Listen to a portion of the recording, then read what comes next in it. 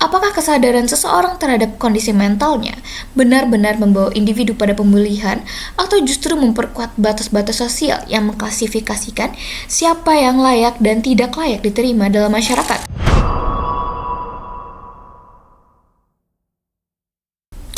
Halo semuanya, perkenalkan saya Rabi Munira dari Prodi Psikologi Fakultas Kedokteran dan Ilmu Kesehatan Universitas Lambung Mangkurat dengan NIM 2410914220001 angkatan 2024.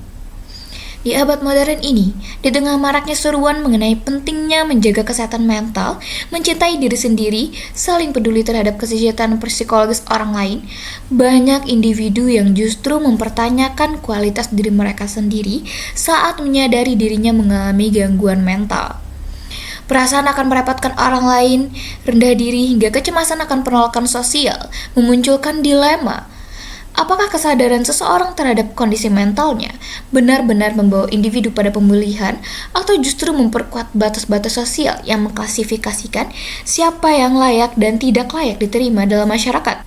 Bersuara mengenai isu kritis di media sosial memang memberikan dampak yang bagus, seperti terbukanya forum diskusi yang memungkinkan orang-orang untuk tetap kritis terhadap suatu isu. Namun, jika ditinjau dari sudut pandang yang lain, terlebih dalam pembahasan kasus kesehatan mental, terbukanya akses terhadap informasi yang setengah-setengah justru memberikan dampak buruk yang signifikan.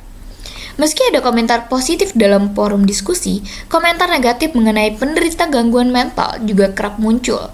Terlebih, banyaknya kasus kekerasan yang diungkap ke publik seringkali dibesar-besarkan dengan penekanan terhadap kondisi mental pelaku, sehingga stigma buruk semakin melekat pada mereka yang mengalami gangguan mental.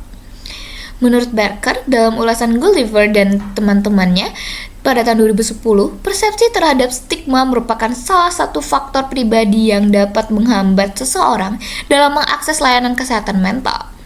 Berdasarkan hasil penelitian mereka pula, alasan yang paling menonjol dari keputusan untuk menyangkal kondisi kesehatan mental mereka sendiri adalah rasa malu akan stigma yang mungkin muncul di masyarakat. Akibatnya, individu akan merasa bahwa dirinya tidak pantas untuk dibersamai atau bahkan merasa bahwa ia mungkin akan ditinggalkan oleh orang terdekatnya karena permasalahan mental yang ia alami. Hal ini tentu saja berdampak negatif pada kesehatan mental mereka sendiri. Individu yang berpersepsi seperti ini akan cenderung menutup diri dari lingkungan sosial, menyebar energi negatif terhadap orang sekitarnya yang justru memperparah hubungan interpersonal.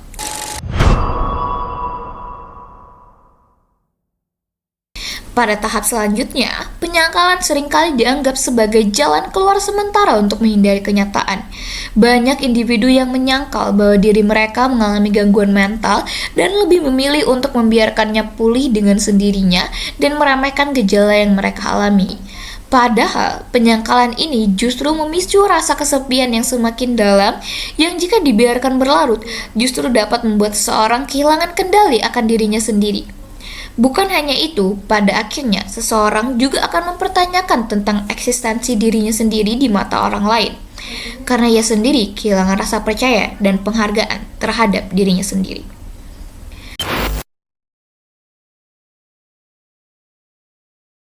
Kesadaran akan siklus yang merusak ini merupakan langkah penting dalam proses penyembuhan. Individu yang mulai mengenali bahwa menyangkal dan menutup diri hanya memperpanjang penderitaan akan lebih terbuka terhadap proses refleksi dan bantuan eksternal. Langford menyatakan bahwa refleksi diri dan insight memiliki hubungan positif dengan kemungkinan coping adaptif dan kemauan untuk mencari dukungan psikologis. Senada dengan itu, Morin menegaskan bahwa kesadaran diri berkaitan erat dengan regulasi emosi dan pengambilan keputusan yang lebih sehat. Maka, ketika seseorang memiliki ruang untuk mengenali dirinya tanpa dihakimi, proses pemulihan akan terasa lebih manusiawi. Mengakui adanya masalah mental bukanlah tanda kelemahan, melainkan bentuk keberanian yang muncul dari pemahaman mendalam terhadap diri sendiri. Lingkungan yang suportif menjadi faktor kunci yang dapat mendorong individu untuk mencari pertolongan dan keluar dari siklus penyangkalan maupun ketakutan akan penolakan. Corrigan dan Rao menjelaskan bahwa pengungkapan kondisi mental dalam lingkungan yang mendukung dapat menurunkan stigma internal yang memperkuat proses pemulihan. Bahkan, menurut Rick Watt, seseorang akan lebih mungkin mencari bantuan apabila mereka merasa lingkungannya menerima, memahami, dan tidak menghakimi. Oleh karena itu, menciptakan ruang sosial yang aman dan inklusif menjadi bagian tak terpisahkan dari upaya menjaga kesehatan mental bersama. Jadi, ayo kita ciptakan ruang yang lebih aman, ruang untuk bicara, ruang untuk mendengar, ruang untuk sembuh karena semua orang berhak untuk pulih. Terima kasih dan sampai jumpa.